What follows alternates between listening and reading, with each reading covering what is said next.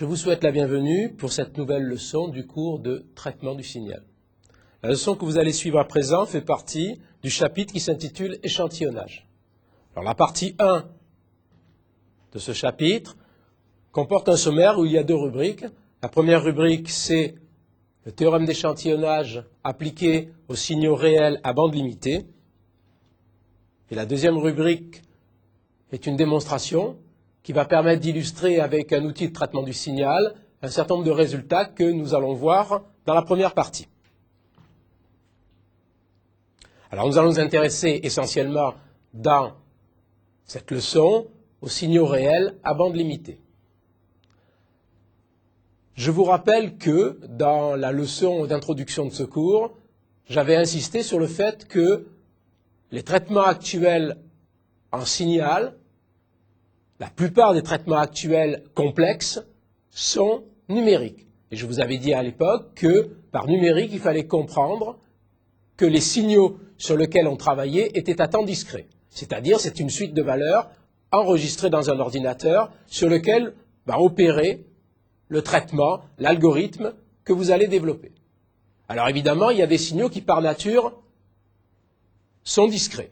C'est-à-dire que par nature, c'est une suite de valeurs. Par exemple, si vous prenez ce que vous avez, par exemple, dans les relevés des indicateurs de bourse, vous avez chaque jour un indicateur, et donc par nature, ces quantités-là sont indexées par un indice entier qui représente la journée où s'est fait ce relevé. Par contre, et vous avez vu, on en a parlé largement dans des leçons précédentes, il y a des signaux qu'on appelle à temps continu.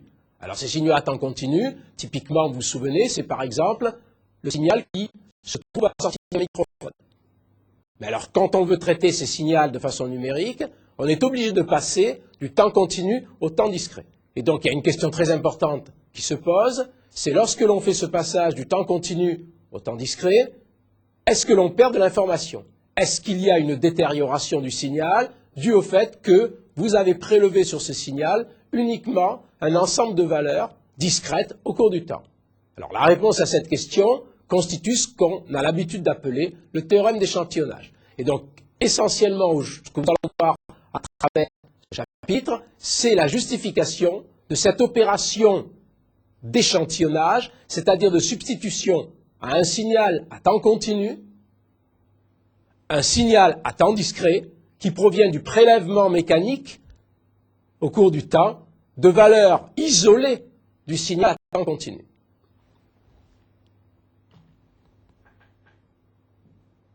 Alors voilà la position du problème. Vous avez un signal XA de t qui est un signal réel.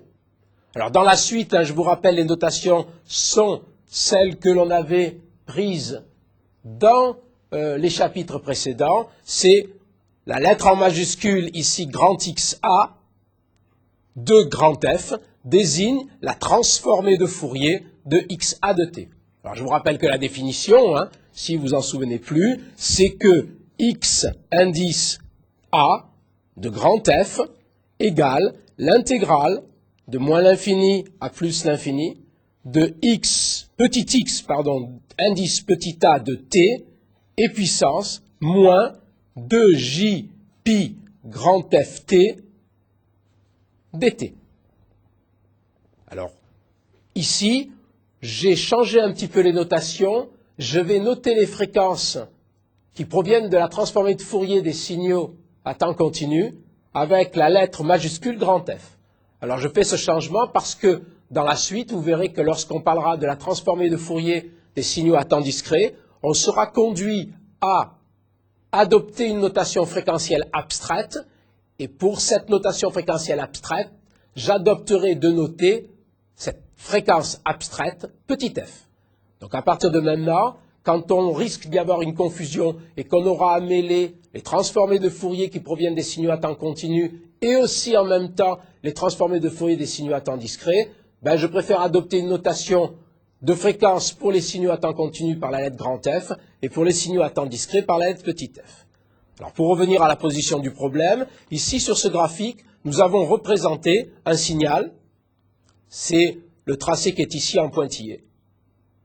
C'est un signal tel qu'on le voit ici, qui est censé représenter un phénomène à temps continu. L'échelle ici en abscisse, c'est le temps. Et l'idée, en fait, c'est de venir substituer à ce signal à temps continu, pour un traitement ultérieur sur un ordinateur, lui substituer seulement les valeurs indiquées ici par symboliquement ce rond, d'accord?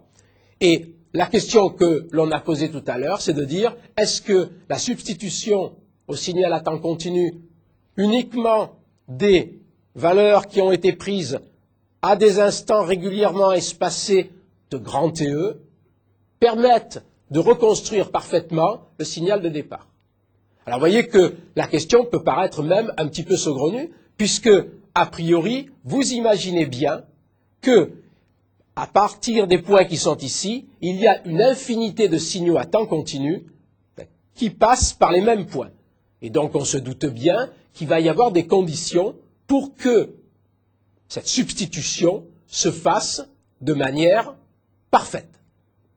Et on va voir que la condition porte sur une large classe de signaux qu'on appelle les signaux à bande limitée.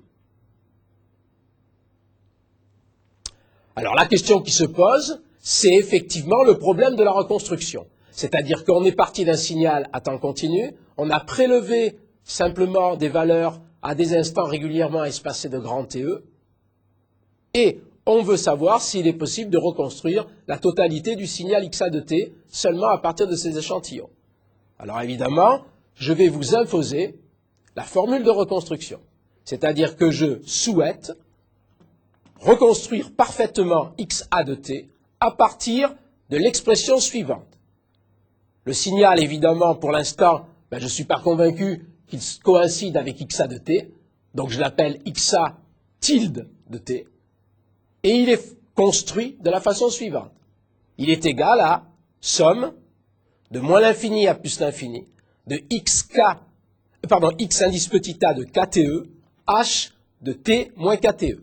C'est-à-dire qu'il est reconstruit uniquement à partir des échantillons du signal analogique de départ, du signal à temps continu, et d'une fonction standard qui, pour l'instant, sur laquelle pour l'instant je n'impose pas une forme particulière. Mais il est très important que cette fonction h ne dépende pas du signal que l'on a échantillonné. Et donc, si j'arrive pour une large classe de signaux XA de T à faire coïncider cette fonction-là avec celle-là, j'aurai effectivement, pour cette large classe de signaux, la possibilité de dire maintenant, si vous prenez uniquement sur ces signaux les valeurs qui sont prélevées à des instants multiples de TE, vous pourrez reconstruire exactement ce signal-là simplement avec ces valeurs en vous aidant de la fonction de reconstruction petit h. Donc l'objectif est multiple. Je dois, premièrement, identifier la classe des signaux sur lequel cette opération devient juste, et deuxièmement, essayer de déterminer la fonction de reconstruction petit h. Alors, la classe des signaux, vous allez le voir, sur lequel va s'appliquer ce théorème, est la classe des signaux dits à bande limitée. Alors, je vous rappelle, le signal réel XA de T est dit à bande limitée grand B si sa transformée de Fourier XA de F est égale à 0 pour module de F supérieur à B.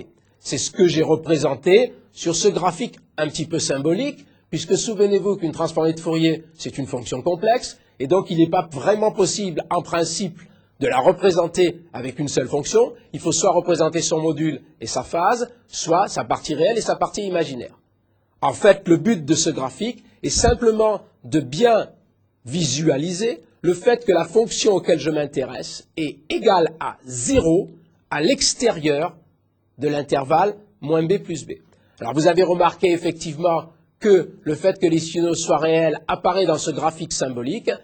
Le dessin que j'ai fait est censé avoir une certaine symétrie hermitienne, c'est-à-dire que la partie dans les fréquences positives se déduit de la partie dans les fréquences négatives. Et donc, c'est sur cette classe de signaux, nous allons voir, dans la démonstration du théorème, que l'on va pouvoir avoir une formule dite de reconstruction parfaite, sous-entendu à partir des échantillons. Alors, il y aura évidemment une condition, là je vais énoncer effectivement le théorème dans sa totalité, et puis nous le démontrerons ensuite. Donc on a dit que la classe des signaux auxquels on s'intéresse, c'est les signaux à bande limitée grand B. Alors, si la fréquence d'échantillonnage FE, qui est par définition l'inverse de la période d'échantillonnage, si cette quantité-là est supérieure ou égale à 2 fois la bande du signal réel que l'on a échantillonné, alors la reconstruction est possible de façon parfaite et la fonction de reconstruction est un sinus x sur x. Alors ici je l'énonce en disant, je n'ai pas besoin d'énoncer vraiment la formule, parce que nous allons la démontrer complètement. Mais il faut se souvenir qu'on a trouvé une fonction standard, petit h de t, de la forme sinus x sur x, qui va effectivement permettre la reconstruction dans cette très large classe de signaux, qui est la classe des signaux réels à bande limitée. Alors pour la démonstration du théorème, on a besoin d'un résultat important qui s'appelle la formule de Poisson. Alors la formule de Poisson en fait c'est pas l'animal, hein, c'est en fait un mathématicien français qui a vécu à cheval entre le XVIIIe et le XIXe siècle et qui a établi un très grand nombre de résultats mathématiques. En particulier, son nom est donné à une loi de probabilité qu'on appelle la loi de Poisson. En fait ici, c'est la formule de Poisson dont il est question, donc il n'a rien à voir avec la loi de probabilité de Poisson, et que nous allons démontrer. Alors pour la démontrer, je vais tout d'abord vous rappeler ce que nous avons dit sur la décomposition des signaux périodiques avec les séries de Fourier. Alors je vous rappelle la chose suivante. On avait un signal périodique, que je vais noter d'ailleurs volontairement avec, G2U. Je prends des notations effectivement où pour l'instant les variables sont quelconques et c'est pour ça que volontairement j'utilise pas T ou F, je note la lettre petit u. Si cette fonction de la variable U est périodique de période grand P, alors elle s'écrit de la manière suivante. G de U égale somme de K égale moins l'infini à plus l'infini, de grand G de K et puissance plus de J pi petit k sur grand P petit u. C'est-à-dire, je vous rappelle, grand P c'est la période et petit u c'est la variable de la fonction auquel je m'intéresse. Et vous vous souvenez que Fourier a établi que les coefficients Gk étaient donnés, eux, par la formule suivante, c'est 1 sur P, où P représente la période, intégrale sur toute la portée 0P, de G de U, et puissance moins 2Jπ petit k petit u sur grand P du. Donc ça, ce sont les deux formules de base qui, effectivement, établissent la façon de décomposer un signal périodique en une somme de sinusoïdes. Et donc, je vais appliquer ce résultat-là à la fonction que j'ai indiquée ici. Alors, considérons la fonction g de f égale somme de moins l'infini à plus l'infini pour la lettre petit n de grand xa de f moins nfe. Alors, je vous rappelle les notations. Grand xa de f est la transformée de Fourier du signal auquel je m'intéresse. Et fe est ce que nous avons appelé la fréquence d'échantillonnage, c'est-à-dire l'inverse de la période d'échantillonnage. Alors, évidemment, cette fonction est périodique de période fe. Elle l'est par construction. Pour quelle raison? Je prends une fonction quelconque et je la décale de 1fe, 2fe, 3fe, 4fe, moins fe, moins 2fe, moins 3fe. Et quand je somme la totalité de toutes ces décalées, il est bien évident que par construction, j'ai une fonction périodique. Et donc, sur cette fonction périodique, le résultat que nous avons ici énoncé va s'appliquer. C'est-à-dire que je vais pouvoir décomposer cette fonction périodique grand G de grand F en une somme d'exponentielles avec des coefficients que je vais calculé avec la formule que j'ai rappelée ici.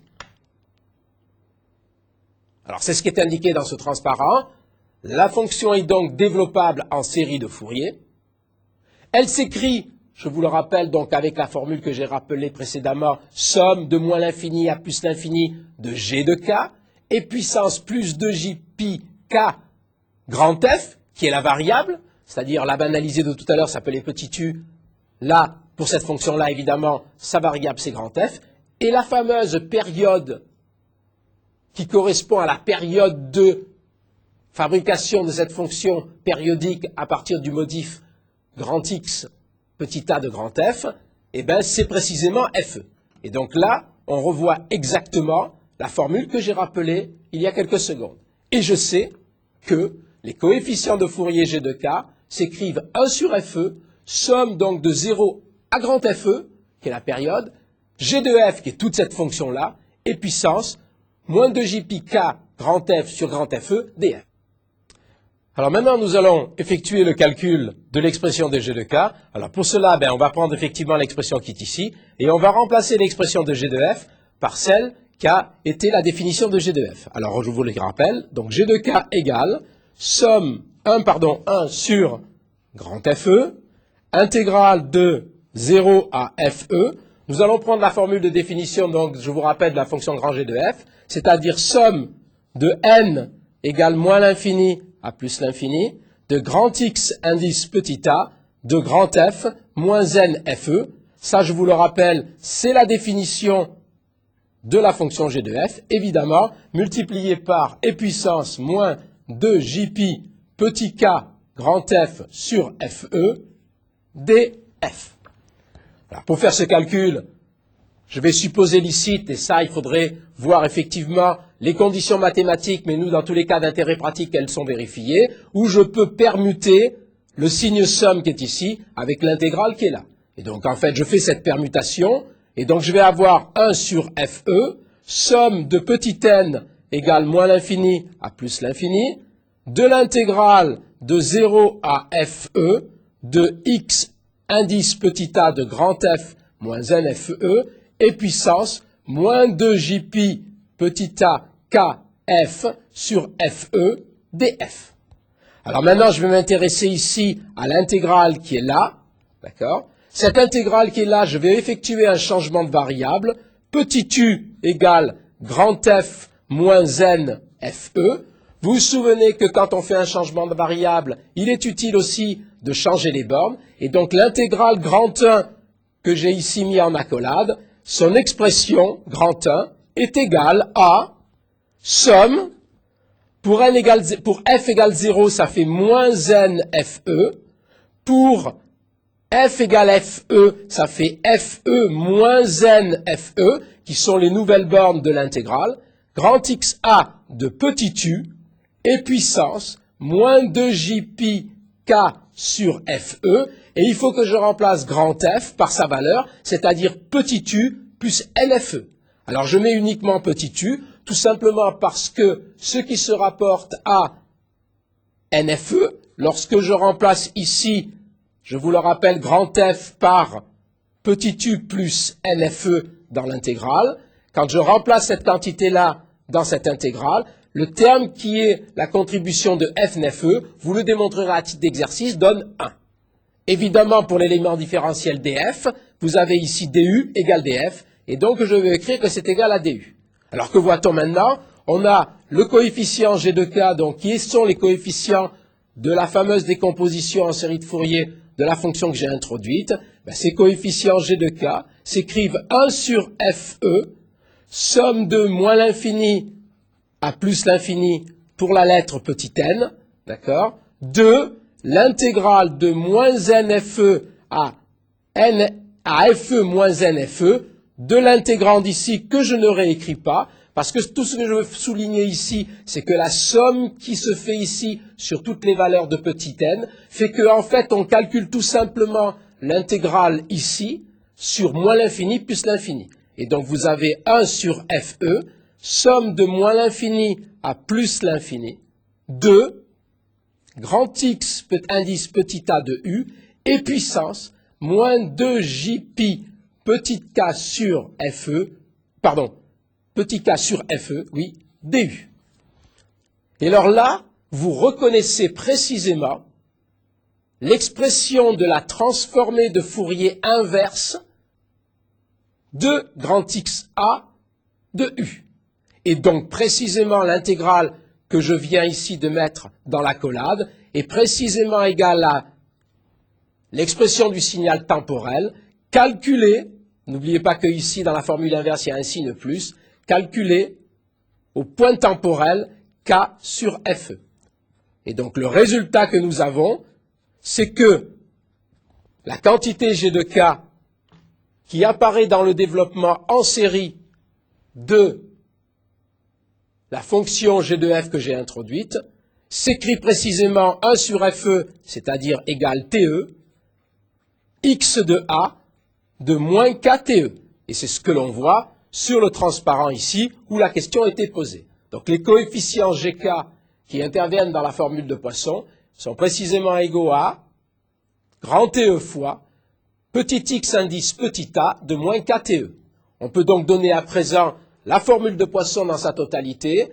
Nous avons donc la fonction de départ que nous avions, c'est celle-ci, et ce que nous avions démontré, c'est l'égalité que nous avons là. Alors on l'énonce plutôt dans le sens qui est écrit ici, et donc on a la chose suivante, somme depuis k égale moins l'infini jusqu'à plus l'infini de petit x indice a de KTE et puissance moins 2j pi k grand F sur grand FE est égal à FE fois, quand on rassemble en fait les résultats qu'on a vus précédemment, somme de n égale moins l'infini à plus l'infini de grand X indice petit a de grand F moins NFE. Et c'est cette formule qui va nous permettre d'établir le théorème d'échantillonnage. Alors la preuve comporte 3 étapes, je vais les faire parce que ces étapes ont un caractère exemplaire. Elles ont un caractère exemplaire d'abord parce que c'est en soi un exercice sur la transformée de Fourier, un peu comme le théorème précédent, mais d'autre part, elles permettent de bien comprendre le phénomène que l'on appelle la périodisation du spectre. Alors reprenons le signal x tilde indice petit a de t de la formule de reconstruction. Alors je vous le rappelle, il est rappelé ici. Alors nous allons montrer que la transformée de Fourier de ce signal que je vous ai proposé, et dont je vous le rappelle, je souhaite qu'il soit strictement égal à x indice petit a de t, son expression est ici. Alors on va démontrer que la transformée de Fourier de ce signal est donnée par l'expression qui est ici. Alors pour le faire, je vais uniquement vous rappeler une propriété de la transformée de Fourier. Quand vous avez un signal x de t qui a pour transformée de Fourier grand X de grand F, alors quand vous le retardez de t0, vous multipliez sa transformée de Fourier simplement par l'exponentielle et puissance moins 2j grand F de t indice 0. Alors en appliquant ce résultat-là à t0 égale kt, qui apparaît dans la formule de x tilde de petit t, d'accord, vous avez ici un kt. Quand nous allons appliquer cette propriété qui est ici, eh bien nous allons voir apparaître la relation suivante. Alors en effet, si je voulais rappeler ici, donc c'est ce que j'avais il y a quelques instants marqué sur le papier. Si h de t a comme transformée de Fourier grand h de f, alors h de t moins kte, maintenant je précise que ce n'est pas t0 mais kte, a comme transformée de Fourier grand h de f et puissance moins 2j pi k grand f te. Et ici il y a le t0 qui était là dans la formule que je vous ai rappelée et qu'on voit réapparaître ici en multiplication sur grand F. Alors en utilisant la linéarité de la transformée de Fourier, on en déduit la formule demandée. Alors maintenant, nous allons montrer que la formule que nous avons énoncée précédemment est encore égale à l'expression qui est ici. Alors maintenant, je reprends donc la transformée de Fourier du signal petit x indice petit a de t, que j'appelle donc grand X a tilde de grand F. Je vous le rappelle que nous venons d'établir qu'il était égal à ce signal ici, x indice a tilde de grand F par linéarité. Il était égal à somme depuis k égale moins l'infini à plus l'infini de x indice petit a de KTE, que multiplie grand HF, d'accord, et puissance moins 2Jpi KF sur FE. Alors, vous voyez que précisément ici, d'accord, nous retrouvons dans ce que j'englobe ici, dans la quantité que j'englobe ici, d'accord, ici, nous trouvons l'un des membres de la formule de Poisson. Quant à grand H de F, il ne dépend pas de K et il peut donc sortir de la sommation. Et donc, effectivement, en utilisant la formule de Poisson, vous allez d'une part faire sortir le H de F de la sommation, et puis ensuite vous allez substituer à l'expression que j'ai entourée ici, et qui est l'un des deux membres de l'identité de Poisson, eh bien vous allez lui substituer l'autre membre de la même identité de Poisson. Et vous déboucherez donc sur la formule qui est ici, et qui joue un rôle fondamental dans la compréhension du théorème d'échantillonnage. Alors c'est ce qui est expliqué ici, d'accord? C'est que le théorème d'échantillonnage va s'appuyer sur la formule que nous veut voir. Cette formule, comme vous l'avez remarqué, comme je l'ai souligné, possède deux termes. Alors, le produit de ces deux termes, le premier terme, c'est écrivé, vous vous souvenez, je le reprends ici, c'est la somme de moins l'infini à plus l'infini de xa de grand F moins nfe, et le second terme, c'est celui-là. Alors, c'est ce que j'ai rappelé donc dans le transparent qui suit. Donc, la périodisation du spectre de x tilde indice petit a de grand F provient effectivement de produit des deux termes. Le premier terme, c'est cette sommation qui est ici, que dans la suite je renoterai G de grand F. Et le deuxième terme, c'est ce qui était dans le transparent précédent noté grand FE de grand H de F, mais qui est pareil évidemment que 1 sur TE grand H de grand F, puisque FE et TE sont inverses l'un de l'autre. Alors il est très important de bien intégrer ce résultat, parce qu'on voit apparaître tous les ingrédients qui vont donner le théorème d'échantillonnage. D'une part, de manière mécanique, cette périodisation du spectre, et d'autre part, la multiplication globale de toute cette périodisation par la fonction grand H de F. Alors ici, je vais faire un petit commentaire sur ce que l'on appelle dans la littérature la périodisation du spectre. Donc vous voyez qu'effectivement, par construction, on l'a déjà dit, la fonction G de F est périodique, mais, et de ce fait donc, effectivement, on parle de périodisation du spectre, et on a l'habitude donc dans le langage courant de dire, lorsqu'on échantillonne un signal, on périodise son spectre. Alors cette phrase est à prendre avec beaucoup de précaution, puisque en fait quand on échantillonne un signal, la seule chose que l'on obtienne, je vous le certifie, ce sont les échantillons de ce signal. Et donc ce sont des nombres que l'on met dans un ordinateur, et il n'y a aucune périodisation du spectre. Ce qu'il faut comprendre quand les gens disent, quand on échantillonne un signal, on périodise son spectre, ça veut dire la chose suivante. Ça veut dire lorsque vous allez utiliser une formule de reconstruction à partir des échantillons, comme intermédiaire de calcul fondamental, intervient une fonction G de F qui est la périodisée du spectre.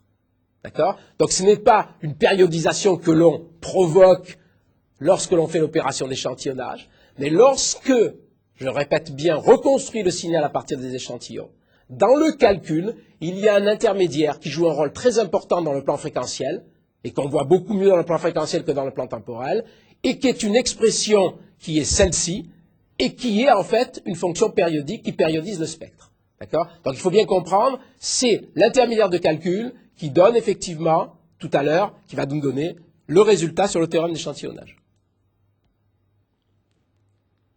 Alors on voit ce qui se passe ici. Vous avez un signal, quand vous allez le reconstruire, ben, tout se passe comme si, avec une fonction h de t quelconque, quand vous allez le reconstruire à partir des échantillons, vous allez avoir un traitement qui est le suivant. Vous partez d'une fonction comme ça, quand vous voulez construire, au point de vue mathématique, le résultat que vous allez obtenir lors de la reconstruction. Vous prenez cette fonction-là, vous la dupliquez avec ici un vecteur de périodisation égal à FE, et vous multipliez par la fonction h de F. Alors maintenant, la question qui se pose, est-ce que, après avoir effectué cette périodisation comme intermédiaire de calcul, et après avoir multiplié par, ici, une fonction h de f, est-ce que je peux retrouver cette fonction-là? Ben, la réponse est évidente. Vous voyez que, par exemple, sur mon dessin, il est clair que je peux le faire. Il suffit de prendre comme fonction pour multiplier, ici, la fonction périodisée, une fonction qui soit un rectangle. D'accord? Et donc, en fait, la fameuse fonction petit h de t que je cherchais tout à l'heure à déterminer, je sais que sa transformée de Fourier est un rectangle. Et donc, par transformée de Fourier inverse, la réponse h de t est un sinus x sur x. Alors, on a le résultat suivant. XA de grand F coïncide avec XA tilde de grand F, et ça veut dire j'ai une reconstruction parfaite, si et seulement si petit xa de t est de bande limitée moins b plus b, si la fréquence d'échantillonnage est suffisamment grande pour que, lors de la périodisation, il n'y ait pas de chevauchement, donc FE supérieur à 2b, et d'autre part, lorsque je prends comme fonction de reconstruction, la fonction qui, dans le plan fréquentiel, est égale à TE fois l'indicatrice de l'intervalle moins b plus b. Donc si je fais ça, je vais obtenir une reconstruction parfaite. Et si par hasard, dans le cas contraire, FE est strictement, donc dans le cas où FE est strictement inférieur à 2b, il y a chevauchement des motifs lors de la périodisation et il n'existe aucune fonction qui, multipliée par le résultat périodisé, va vous permettre de revenir au spectre de départ, et donc on peut annoncer, dans le cas où FE est inférieur à 2b, il y a chevauchement des motifs périodisés. La reconstruction est alors impossible, on dit qu'il y a repliement du spectre. Alors le terme en anglais, parce que ce n'est pas toujours facile des fois de trouver les termes techniques, comment ils se traduisent, c'est aliasing. Alors nous allons voir maintenant quelques propriétés concernant la fonction d'interpolation. Donc la fonction d'interpolation h de t, je vous rappelle ici son expression, est sinus de pi bt sur pi grand F indice petit e petit t. Et en fait, elle a essentiellement deux propriétés. Elle est d'abord non causale, c'est-à-dire qu'elle s'étend de moins l'infini à plus l'infini, et d'autre part, elle décroît à 1 sur t. Alors en voyant effectivement ce qui se passe au point de vue théorique, vous aviez au départ la courbe orange ici, qui est le signal à temps continu, vous avez uniquement prélevé ces échantillons, et pour reconstruire en fait l'intégralité du signal, par exemple le point ici que j'indique avec la flèche, eh bien, il faut la totalité des échantillons qui sont représentés là, chacun d'eux modulé avec la fonction d'interpolation h de t. Alors heureusement, la fonction d'interpolation est décroissante en 1 sur t, et on peut donc voir que lorsque l'on veut reconstruire le signal à partir d'échantillons, en théorie, on a besoin effectivement de disposer de tous les échantillons de moins l'infini à plus l'infini. Toutefois, pour reconstruire une valeur particulière ici, petit t, à l'instant petit t du signal, eh bien, éventuellement, de façon pratique, il suffira de prendre quelques valeurs en amont de petit t et quelques valeurs en aval de petit t. Cette approximation, en fait, sera suffisante. Pourquoi? Parce que, tout justement, la fonction h de t d'interpolation décroît vers 0, et donc la contribution des échantillons qui sont très loin de l'instant petit t contribue pour très peu dans la somme globale. Et donc, effectivement, on pourra, dans un premier temps, les négliger. Et à partir de là, avoir une formule d'interpolation qui, en pratique, peut être utilisée. Alors maintenant, nous allons voir l'effet du repliement de spectre. Alors, qu'est-ce qu'on entend par repliement de spectre? Vous vous en souvenez, c'est lorsque la fréquence d'échantillonnage est supérieure à la valeur égale à b sur 2. Alors, regardons un peu ce qui se passe, d'accord?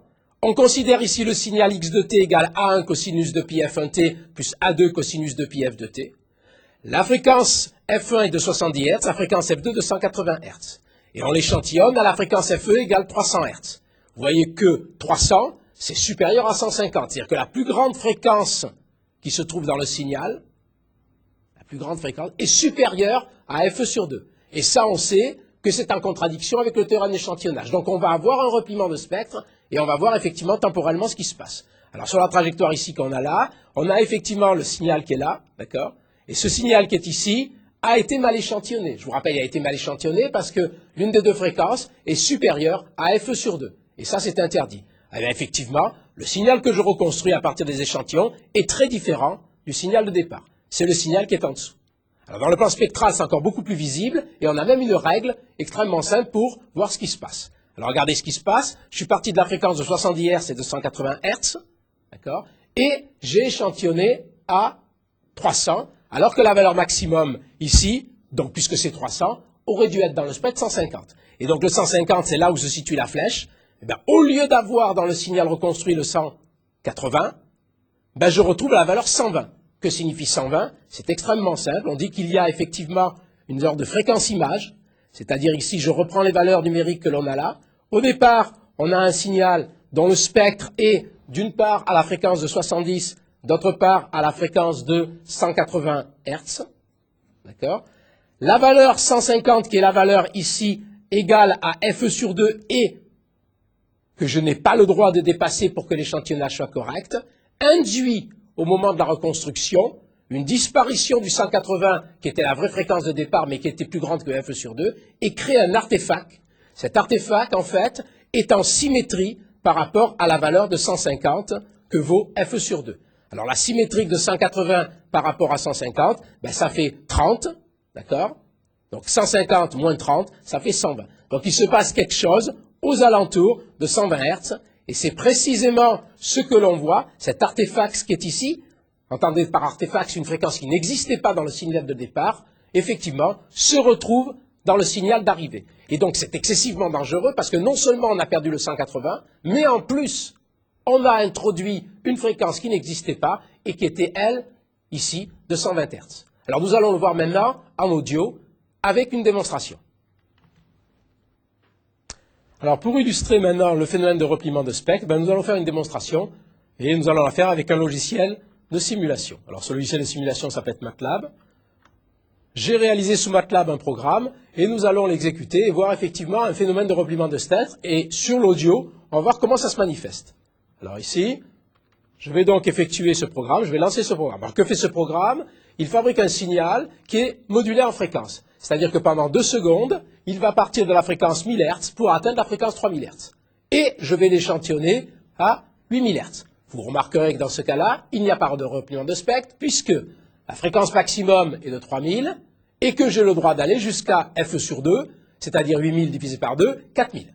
Donc j'ai le droit d'aller jusqu'à 4000 Hz et j'aurai aucun problème. Alors regardons ce qui se passe en audio. Nous allons effectivement voir apparaître d'une part le spectre et le phénomène audio qui est l'écoute de ce signal.